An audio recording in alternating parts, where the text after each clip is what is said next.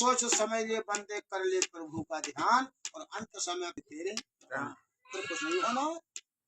अंतिम समय कहोगे नेकी कमा लो, लेकिन उस समय पथिक ना कोई जीवन उधार देगा। 1 मिनट भी कोई नहीं देगा, 1 मिनट भी मिलने वाला नहीं है। ध्यान रखना, अंत समय कौन पछताता है मालूम? 2 प्रकार के मनुष्य होते हैं जो दुनिया से जाते हैं, 2 तरह। एक तो वो होते हैं सबको समझाते हुए जाते हैं, भैया मिलकर रहना, समझते रहना, धर्म के काम करते रहना, यज्ञ कराते रहना, कार्यक्रम कराते रहना, अच्छे काम करना भैया, एक समझाता है। एक मरते समय पर रोता है। रोने वाले के और समझाने वालों के दोनों के सामने जीवन की सारी पुस्तक खुल के सामने आ जाती है। उसके साथ में 4 चीजें रहती है, यानी 4 चीजें रहती हैं जीवात्मा कहीं भी रहे, मन, बुद्धि, चित्त और अहंकार।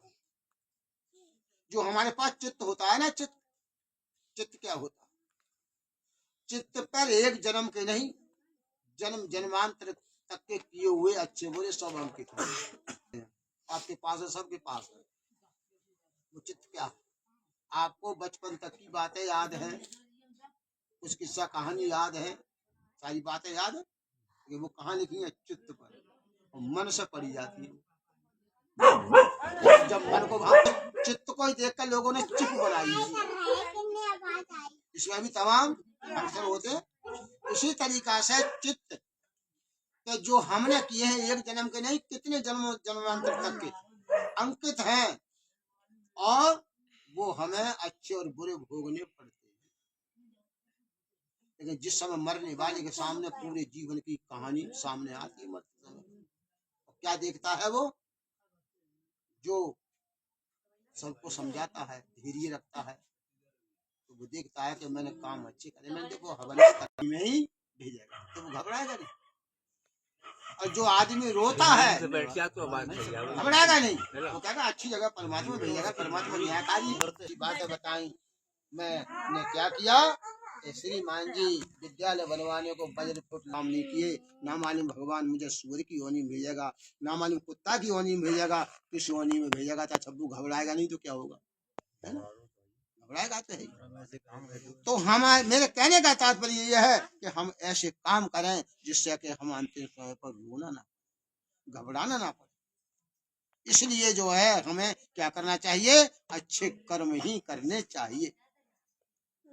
अच्छा, अच्छे बुरे कर्म क्या है? आज लोग यही नहीं जानते हैं कि आज बुरे कर्म को कर रहे हैं और उसको अच्छा समझ के कर रहे हैं, अधर्म कर रहे हैं, पाप कर रहे हैं, और उसके लिए भी लोग धर्म मान रहे हैं। अच्छा, एक बात बता दूं, हिंदू जो है आषाढ़ का महीना जब आता है, वो उजाला पाख जब आता है, यानी शुक्ल पक्ष आता है, उसमें देवी के नाम पर तमाम बकरा कटवाई जाती, बकरा कटवाई जाती, और धर्म समझ के कटवाते हैं जो लोग हैं, और सरासर पाप। मुसलमान खुदा के नाम पे करते हैं, किसके नाम पे? खुदा के नाम पर, और ये धर्म समझ के जो करते हैं ये सरासर पाप हो। कितने लोग जो है पाप करते हैं लेकिन उसको पुण्य समझ बैठे, लेकिन जब अपने हृदय पर हाथ रख के देखो तब पता चलता कि हम दूसरों का तो गला काट देते हैं, दूसरों को तो मिटा देते हैं, जब हमारी बीतती है तो फिर क्या होगा? तो इसीलिए बतलाया है कि हे मनुष्य, अगर भगवान से मिलना चाहता है, परमात्मा से अगर मिलना चाहता है तो अच्छे कर्म कर, और अच्छे कर्म नहीं करोगे तो कल्याण होने वाला। इसलिए बतलाया है कि वो रोजाना मस्जिद में नमाज कर रहे हैं, पाप कर रहे हैं, झूठी गवाही दे रहे हैं।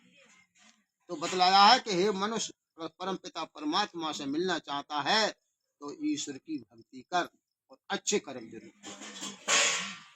अच्छे कर्म का कल्याण होगा, और बुरे कर्म करोगे तो कभी भी कल्याण होने वाला नहीं है, क्योंकि वो परम पिता परमात्मा न्यायकारी है, उससे बड़ा दुनिया में कोई भी न्यायकारी नहीं है। लिखा है अश्वमेध भोक्तव्यम कृतम कर्म शुभाशुभम, जो प्राणी जैसे कर्म करता है उसको जरूर भोगना पड़ता है, और पाप बिना भोगे करते ही। तो हमें क्या करना चाहिए? अच्छे कर्म करने चाहिए। तब भक्ति मिलेगी। भगवान का भजन तो कर रहे हैं, गड़सा जन का धरो है, वे करे राम राम राम राम गड़सा कौन में, राम राम राम गड़सा कौन में। भक्ति हो जाएगी, है ना। कर्म खोटे हैं तो भजन गाने से क्या होगा, और किया जब परहेज नहीं तो बोलो दवा खाने से। तो बतलाया है कि हे मनुष्य, अगर भगवान से मिलना चाहता है तो अच्छी कर्म, और अच्छे कर्म के साथ साथ में बतलाया है, जैसा कर्म कमाएगा वैसा ही फल पाएगा, जैसा कर्म कमाएगा वैसा ही फल पाएगा। खिला जो फूल जवानी का है एक दिन मुरझाएगा। इस मन को संभालो नंदलाल, इस मन को संभालो नंदलाल, इसको आजाद न कर प्रभु से डर। इस नर्तन चोले को पाकर जीवन बर्बाद न कर प्रभु से डर। इधर भगवान का भजन कर और अच्छे कर्म कर, एक काम और कर। कौन सा लिखा है क्या, सेवा अपना लक्ष्य बना, दीन दुखी का कष्ट मिटा। सेवा अपना लक्ष्य बना, दीन दुखी का कष्ट मिटा।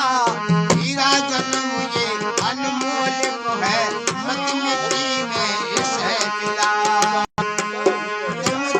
इन दुष्ट जनों से दूर रहो, इनकी अमदाद न करो प्रभु से डर। इस नर्तन चोले को पाकर जीवन बर्बाद न कर प्रभु से डर। हे मनुष्य, सेवा अपना लक्ष्य बनाओ, दीन दुखी का कष्ट। तुम्हारे पड़ोस में कोई दीन दुखी गरीब है, परेशान है, उसकी मदद करो। मदद नहीं करते। मुझे महर्षि दयानंद की बात याद आ गई। फर्रुखाबाद गंगा के किनारे पर स्वामी जी ध्यान में बैठे हुए, ध्यान में आवाज आई, किसी ने गंगा जी में कुछ डाला। आंख खोल के देखा स्वामी जी ने, तो एक महिला अपने बच्चे को गंगा जी में डाल रही है। कथा कर ले। अरे तो 10 महिलाएं बैठी थी, वो चुपचाप बैठी। कुमारी बोले कि किनारे बैठे थे, ध्यान दे मेरी बात पर। गंगा किनारे बैठे हुए थे तो किसी महिला ने गंगा जी में देखते डालते हुए स्वामी जी ने देखा, महिला के लिए अपने बच्चे को डाला। स्वामी जी ने आंख खोल कर देखा तो उस पर से कफन भी उतार रही थी। स्वामी जी ने कहा, देवी तुमने इसमें क्या डाला है? बोले स्वामी जी बताओ। क्या मेरा ये बेटा था, मेरा पति इस छोटे से बच्चे को छोड़ कर मर गया, मैं मेहनत मजदूरी करके पाल रही थी, मेरा बच्चा ये बीमार हो गया। स्वामी जी मेरे पास इलाज को पैसे जब नहीं रहे तो दुनिया के लोगों से मैंने भीख मांगी कि मेरे इलाज को पैसे दे दो, तो किसी ने एक पैसा नहीं दिया। इस इलाज के अभाव में मेरा बच्चा रात दुनिया से चल बसा।